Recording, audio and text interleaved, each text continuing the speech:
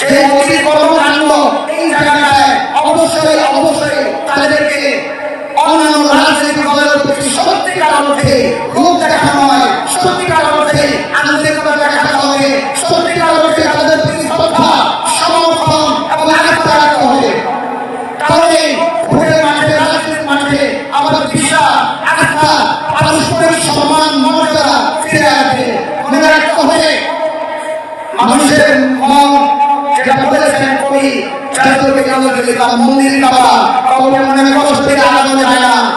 যদি মানুষের ব্যক্তি জীবনে কষ্ট দিয়ে আলাদা না যায়, সেই ব্যক্তিগুলি 18 কোটি ব্যক্তিকে নিয়ে বাংলাদেশ নামের একটা বৃহৎ পরিবার, বাংলাদেশ নামের একটা রাষ্ট্র, সেখানে যে সমস্ত রাজনৈতিক দলগুলিকে উপেক্ষা করা হয়, লক্ষ লক্ষ সমর্থক তাদের আছে, লক্ষ লক্ষ নেতা কর্মী তাদের আছে, সেই সমস্ত মানুষের হৃদয় মন ভেঙে দিয়ে তাদের মন্দির নামে আঘাত করে কখনো রাজনৈতিক সাফল্য আসতে পারে না, কখনো জাতীয় ঐক্য প্রতিষ্ঠিত হতে পারে না।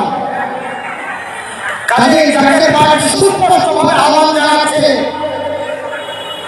যে ভোটের মাঠে সমতা থাকতে হবে, ভোটের মাঠে রাজনৈতিক দলগুলি শক্তিমত্তা জনগণের কাছে তাদের গ্রহণযোগ্যতা অনুযায়ী অবশ্যই অবশ্যই রাজনৈতিক দলগুলির প্রতি সম্মান প্রদর্শন করতে হবে এবং আন্তঃসম্পর্ক একটি দলের সাথে আরেকটি দলের সম্পর্ক অবশ্যই অবশ্যই নির্যাতনের ভিত্তিতে হতে হবে, আন্তরিকতার সাথে হতে হবে।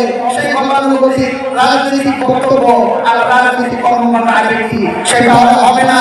যদি আলাদা হয় তাহলে এখন যে পরিস্থিতি তৈরি হয়েছে তার কিন্তু আমার ব্যর্থতায় পর্যবেসিত হবে। এটা কোনো আবেগের কথা নয়, এটি হচ্ছে রাজনীতির অঙ্ক। তাহলে আমার গরিব সম্প্রদায়কে ভাবিতে হবে যে 18 কোটি মানুষ আবার এই থেকে গরিব সম্প্রদায়কে ভাবিতে হবে, তখন রাজনৈতিক শক্তিগুলো নিজেদের অনুষ্ঠান অনুদান করে এই সুবিধা ফিরিয়ে আনতে পারবে না। কাজে আমরা অত্যন্ত বিনয় এবং জোরালো আহ্বান রাখবো যে ভোটের আগে চিত্র একরকম, নির্বাচনের তফসিল ঘোষণা হয়ে গেলে চিত্র আরেক রকম। মেহরবানি করে এবার যেন এই চিত্রটি না হয়, এবার যেন এই খেলাধুলা না হয়।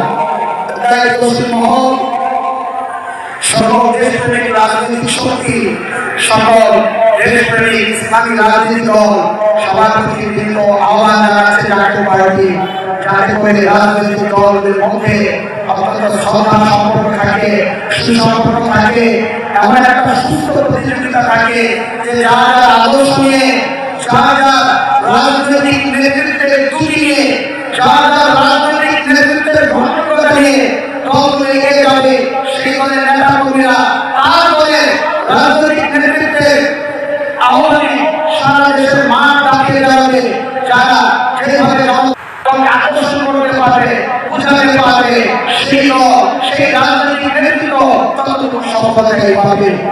কিন্তু এই সামগ্রিকভাবে সকলের জন্য সমানভাবে মাঠ তৈরি করে দেওয়া উচিত।